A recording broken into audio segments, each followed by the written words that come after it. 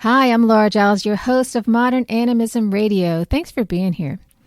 We talk about animism to help make it more accessible and easier for you to wrap your head around, but it's not the easiest thing to talk about in the Tao that can be named as not the eternal Tao kind of way.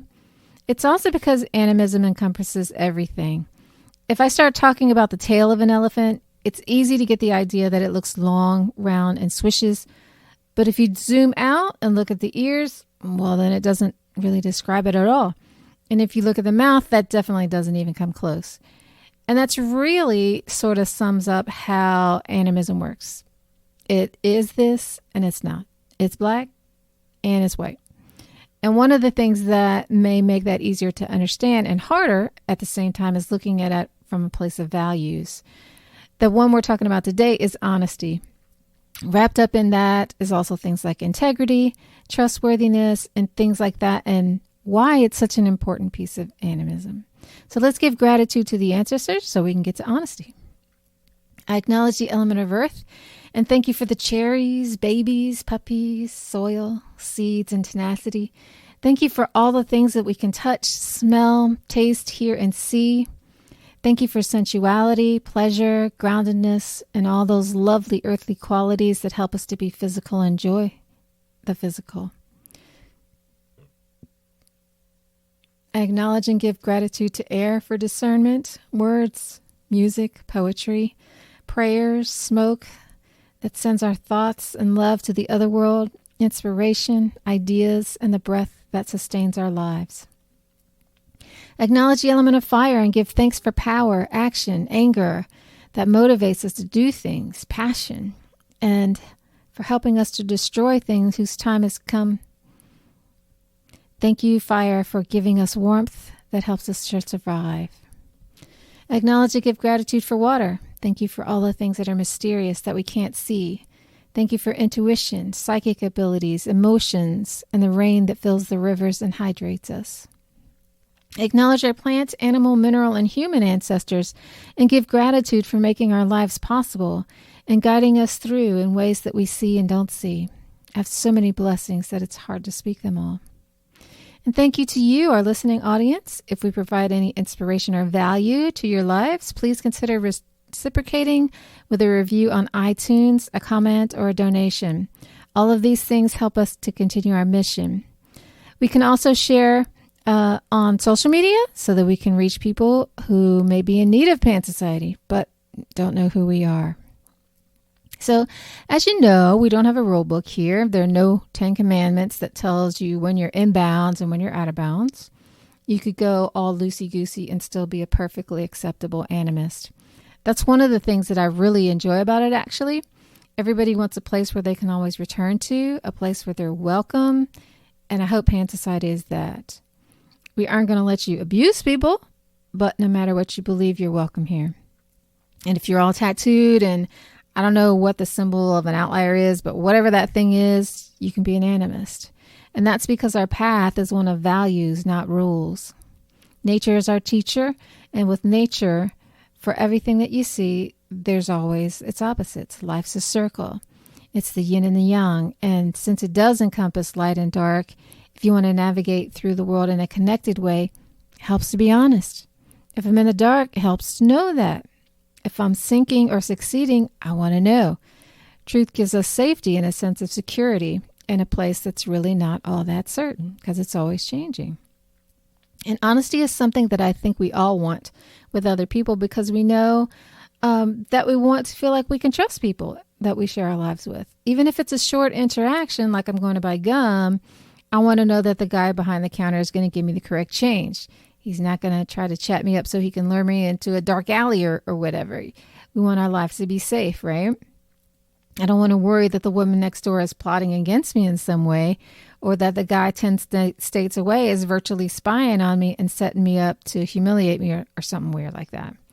So we all want it, but most people in America are not honest.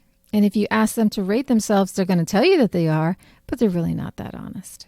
There's lots of examples from many cultures that show that shame avoidance is one of the reasons for lying. Asia is certainly big on that. If you look at all the Jane Austen novels, you'll see that in Regency area England, you're expected to be polite and agreeable, not rock the boat, those kinds of things. So honesty is rare and not always appreciated. Things are really nice, but not necessarily deep or meaningful. In tribal cultures where survival depends on being able to rely on each other, it seems that honesty is more valuable than saving someone's feelings. There is an Australian Aboriginal story that illustrates this, and it goes like this. A long time ago, there was a great drought, and food became very scarce. Everybody was hungry and worried, but whatever food the tribe was able to hunt and gather was shared and enjoyed by everybody. And Mundaba was a young hunter who spent most of his time looking for wild bees. Each day he went out at sunrise and did not return until sunset. Each day he came back empty-handed, saying honey was scarce, but he enjoyed his share of food that was collected by the others. And the clever man saw that this was going on, and he was suspicious. So he sent his spirit servant to follow Mundaba the next morning. The small invisible spirit saw Mundaba find a beehive in a hole in a tree and remove and eat the honey. The invisible spirit followed Mundaba from tree to tree and watched this happen over and over. Outraged by his grief, the spirit servant began to sing to the tree and persuade the tree to make the hole smaller and smaller, and soon Mundaba's arm was stuck in the tree. And that's where Mundaba remained, and he was found dead, hanging by his arm from the tree. So that's what happens to liars and the greedy. The Anishinaabe have 7 values called the sacred teachings, and honesty is represented by Bigfoot, as animals are often teachers. And the Bigfoot holds its heart to remind us to live in honesty, to live from the heart. Never lie or gossip. Be honest with yourself and others. Speak from your heart and be true to your word. The Ojibwa also value honesty and say that it takes bravery to be honest in our words and actions. One needs to find honesty first and foremost with oneself. And practicing honesty with oneself makes it easier to be honest with others. And this is what I'm talking about. This is not how Westerners see it. Philip Zimbardo and John Boyd did some groundbreaking research on time and how it impacts our psychology and thus our whole culture, really. And they said that everyone has a relationship to time. We can be predominantly past, present, or future-oriented, and that orientation can be positive or negative.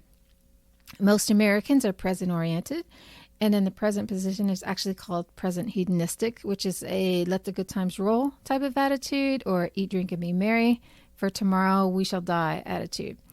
And it can be a present fatalistic approach, which is like, it doesn't matter what I do because everything happens according to God's will. This is a little different from an everything happens for a reason perspective. Usually with the latter, there's a sense of positive meaning. So everything happens for a positive reason, versus the former has a sense of powerlessness about it. And then there is the Zen type of power of now approach to the present, which is more mindful. And it's a holistic view where all time is now, and it blends past, present, and future into this moment. So which one do you think Americans embrace? And probably other Westerners too. If you said hedonistic, you're correct. So present hedonistic people report being more social, aggressive, and depressed. So there's pros and cons.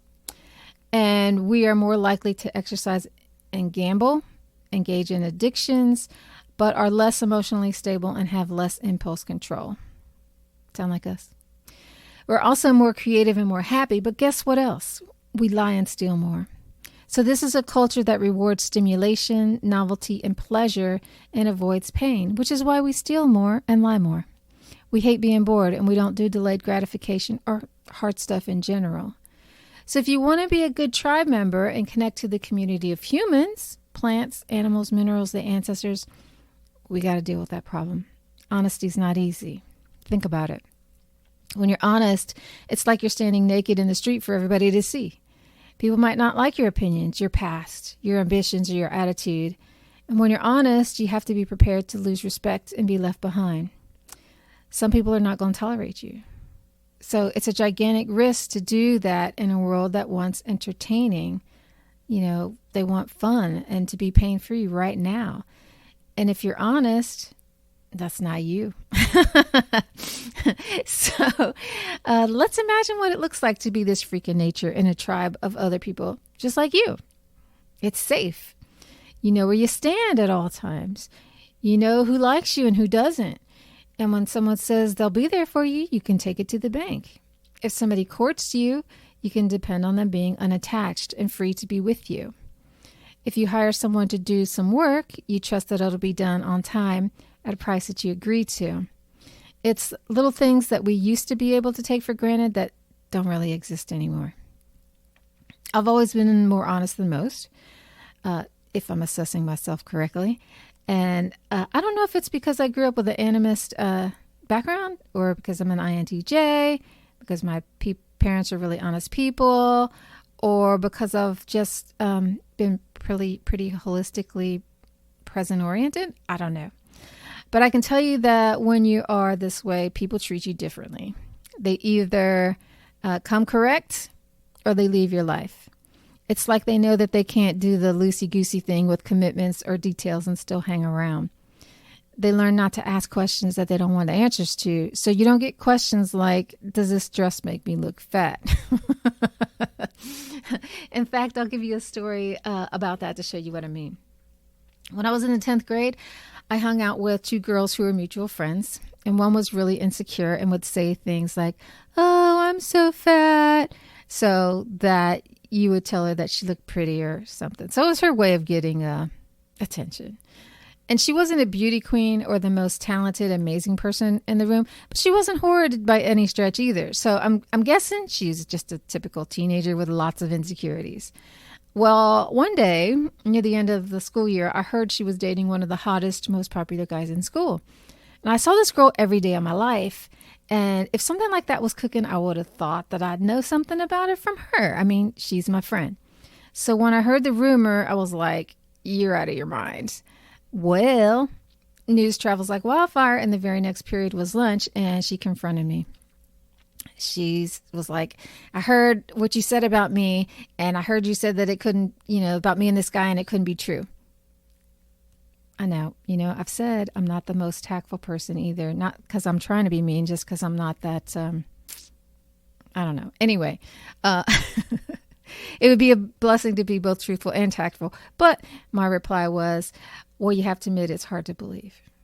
Now, I didn't say it to be insulting, but for 10,000 other reasons. These two people didn't run with the same crowd. She's not remotely similar to the type of girl that he usually dates. Never spoke his name to me. I'm one of her best friends. And then all of a sudden they're dating. It seemed hard to believe. And she got offended and didn't speak to me again. But this is the part of being truthful too, because had she been truthful with herself, she would have seen that what I said was true.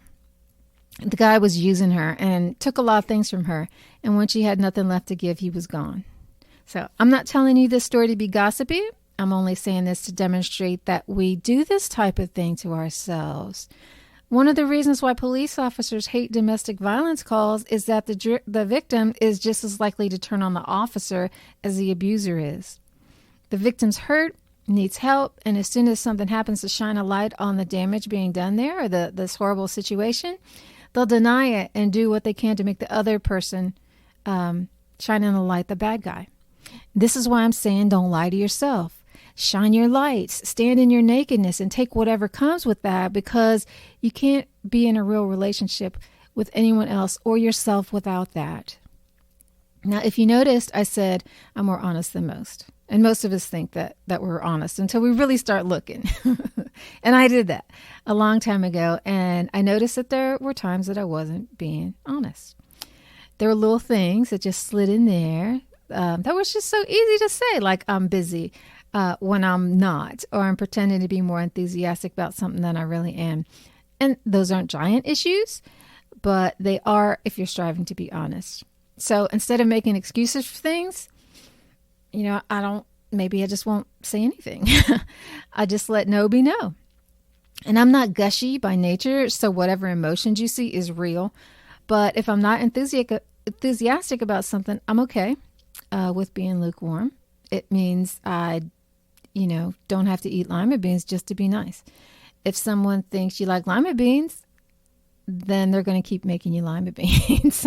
But if you tell them once that they're not your thing, you never have to eat lima beans again. So whose feelings are hurt? It's not a big deal. Now, I have to say that there's a line beyond which honesty is brutal and hurtful. I'm not advocating that you go there. But where that line lies, I think has to do with how honest the listener is. I'm pretty honest, so I can hear other people's honesty without taking it personally. I appreciate it, in fact, even if it's not what I want to hear, because I know that you can't build a project, a relationship, or a community on lies or half-truths. I don't want to hear that someone wants to do this thing just because they like me, they want to please me, they want to help me, but meanwhile they have no interest in it. So just say. It's better for us both, you know what I mean? So let's relanguage this, okay? Being nice to spare someone's feelings is deception. If you are deceptive about your feelings, you're hiding yourself. You're putting up a shield where no one can get in. And lots of people do this all day long in little ways. For example, how often does this happen? I ask how you're doing. You say fine, even though you're having a horrible day. Fine is a politically correct, superficial response. It's a I'm doing this socially acceptable thing response that keeps us from having any real dialogue. And if you answered honestly, you might open the door to intimacy and you could say, I'm not fabulous, but it's not something that I want to talk about. That's honest. You could say, things are not great. That's an invitation. If that's someplace I want to go with you, I could ask you to elaborate, and then we'd be having a meaningful exchange. If it's not where I want to go with you, I could just acknowledge it, and then you'll know, door's closed. So much of that present hedonistic thing that we do, I think, is a replacement for real intimacy, which lots of people really want. That's connection. And if we had real intimacy, we wouldn't need all that superficial stimulation all the time. So many people complain of loneliness. How can you not be lonely when the busyness gets in the way of connection? You need honesty for connection. And so many social rituals are just not set up to create that. They're created to make us avoid the truth and avoid discomfort or prevent others from being uncomfortable. Just look at kids. I witnessed this toddler snuggling up with his mom at a playground, and he was looking at this very large woman, just staring at her. And then he said something about the lady being fat, and his mom smacked him. So what did he do wrong? He spoke the truth. The reaction was teaching him that it's not okay to talk about someone's weight. Sure. And maybe it's not okay to be fat and not okay to tell the truth. Now, those things are uncomfortable, but what would it look like to live in a world where it was okay to talk about it? I think it would lose the shame and energy around it. We don't talk about death, paranormal experiences, menstruation, intimacy, things we don't know about, sex, the opposite gender, impotence, bad breath, bidets. There's things we're afraid of. I don't know, lots of things. There are tons of things that I only hear about because I'm a therapist. It's like, what do you have friends and family for? You would think that there shouldn't be a category of things that you could only talk to your therapist about, but because she's not allowed to tell anybody or judge you. That could be conversation with anybody if we just got over the lying thing and the judging thing. But honesty makes you appreciate the courage that it takes to tell the truth. So I think you're less judgy and less sensitive. I know that I can talk to my native friends a whole lot easier than my non-native friends. And silence is easier too. There's not this sense that you have to fill it with endless chatter. It's like there's honesty in the silence. And it gives you space to think, to be still, or to wait for the right time to speak. So I suppose that's actually part of it. In order to be honest, you have to say what you mean. It's not about sharing every ugly thought with people who don't want to hear it and who might be hurt by it, which is the excuse that I often hear for why people aren't honest. And in order for you to say what you mean, you have to give it some thought. So there's more silence. And this has to be okay too. Today we want instant gratification of being texted within 30 seconds of sending a message. You're not allowed to think about the response. Well, give yourself that space. Be thoughtful in your speech. Get clear on what you want to say. You'll find that you need less of it when you think about it. I often think about things and then come to the conclusion that I don't need to give a response at all. There's just nothing to add or say. So honesty is, in my opinion, an important component of sovereignty. It's the expression of who you are, what you value, how you feel, and what you want. So perhaps the biggest benefit of telling the truth is that you get to know who you are. Because we lie to ourselves all the time. Up until the time I was 13, I was a daddy's girl. Hanging out with my dad was my favorite thing. He's my main man. And then, your friends become more important, and boys are a constant distraction. But I wasn't quite there yet. And one weekend, I don't remember the exact details, but it was something like I wanted to hang out with my dad, and he either didn't want to or wanted to bring someone else along. It was something like that. And I ended up not hanging out with him that day and pretending that I didn't care. Meanwhile, on the inside, I felt betrayed. And in my 13-year-old mind, I was saying something like, you can't trust men, or something like that. I don't know. But that became part of the way that I related to men. And I know when you look at it factually, it doesn't make any sense.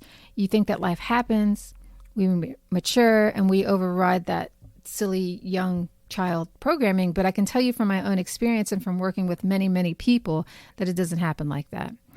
Most of the lies we tell are lies to ourselves. If on that day I'd been honest and I said, I just want to hang out with my dad, instead of pretending that it didn't matter, that I wasn't hurt, I could have avoided a ton of distortions that I lived my life by. And we all have lots and lots of these energetic patterns in our psyche, and they're so damaging and so avoidable just by telling the truth. They happen with our friends, teachers, families, lovers. That's why I'm telling you it pays to be honest. Nobody wants to carry that baggage. So honesty helps you to have a better relationship with yourself. It also helps you to have a better relationship with other people. How many times do we want someone to like us, so we do things that we don't want to do to make ourselves more attractive? Say, I don't like baseball, but I go to baseball games just to hang out with this guy. Then we get into a relationship and I feel secure with him, and I start doing the, I don't want to go to the game with you anymore thing. And this guy thinks he has this dream girl when he has no such thing. Or maybe I want this guy to like me because I have low self-esteem or I'm lonely. So I do all these things that really go against who I am. So I'm not being honest. And I get the guy. But he's not even really somebody that I like or who works with my values, my desires, or my lifestyle. So I end up contorting myself to make it work. And who does that serve? Again, this is completely avoidable if we're honest with ourselves and the other person. Or think about all the harm that's done that's based on misplaced rage. A serial killer who had a horrible mother, so he goes out and kills women. Or a guy who was bullied, so he cuts himself in secret. Or a girl is molested, and when she goes out and finds a partner who'll beat her up. How would that be different if those people just said, I'm hurt, I feel helpless, I feel worthless? The trauma doesn't have to go on and spread to our kids and other people if we deal with our emotions in this moment. I know that's easier said than done, but that's why we have rituals. It's to help us purge and feel and do that in the presence of others so that it becomes normalized. We're too image conscious and don't value honesty enough. As long as we value pleasantries over reality and honesty, we're not going to change as a culture. In order to learn from nature about honesty, we have to be patient. That might sound a little bit bizarre, but hear me out. Remember when I said that present hedonists don't like to be bored? Well, it takes patience to sit with nature. She doesn't reveal herself all at once usually, so there's layers to things. Not often, or not always, but often.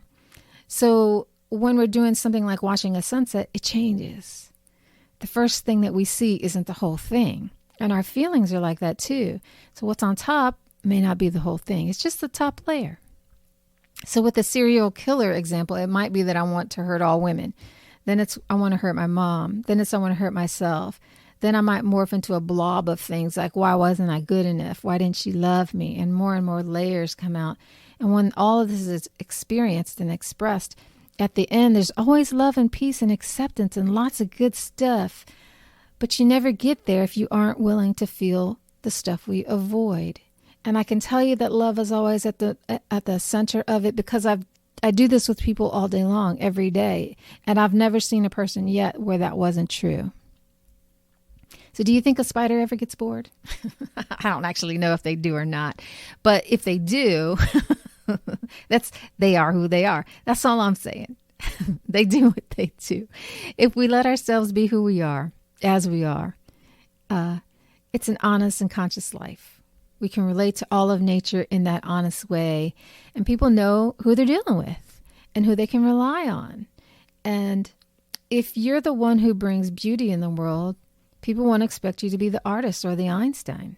If you're the crafty one who's good with his hands, it'd be silly to expect you to be the guy who pushes paper or works with details. See what I'm saying? The world needs all of us. Nobody's a mistake.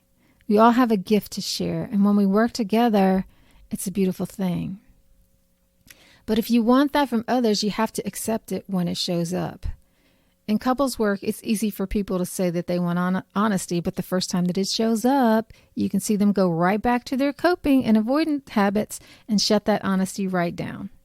They use tears, manipulation, judgment, anger to basically teach their partners to lie by reinforcing it. Why are you telling me that? How could you say such a thing? That. So I'm sharing this. So if you do this, you can check yourself. If you want honesty, you have to make it safe for people to give it to you. And if you want the empowerment that comes with being honest, you have to take a risk, be vulnerable, and be willing to be rejected. If enough of us do this, that's going to be the norm. It's a norm I'd like to see. And then there's another benefit too. Well, I don't know if it's a benefit, but it's a difference at least. And that is that the more honest you are, the more your third eye opens and the more easily you can see other people's BS. It's just crystal clear. Or maybe it's not BS. It could just be that they're not very self-aware. And if you look around at people, some are really good at giving you a textbook story of how maybe they think, but their bodies are saying that the truth is something different. And this is how we get blindsided by our shadow and why we need to pay attention. In the rest of nature, a fish is a fish, a bird is a bird. It doesn't try to be something else. And I think that's a form of honesty and integrity. It's a value that we embrace here at Pan Society. So just something to think about. Thank y'all for listening. I'd love to hear your take on it. What did I miss? What are your stories about how honesty has impacted your life? Come see us on YouTube, Facebook, Twitter. Join the conversation. And if you'd like to contribute to our mission, donations are gratefully accepted at buymeacoffee.com/Pan Society. And if you're interested in learning how to be more in touch with animism, I invite you to join our online experiential animism class, which is located at pansociety.org. Thank you, and I hope to see y'all there. Ciao.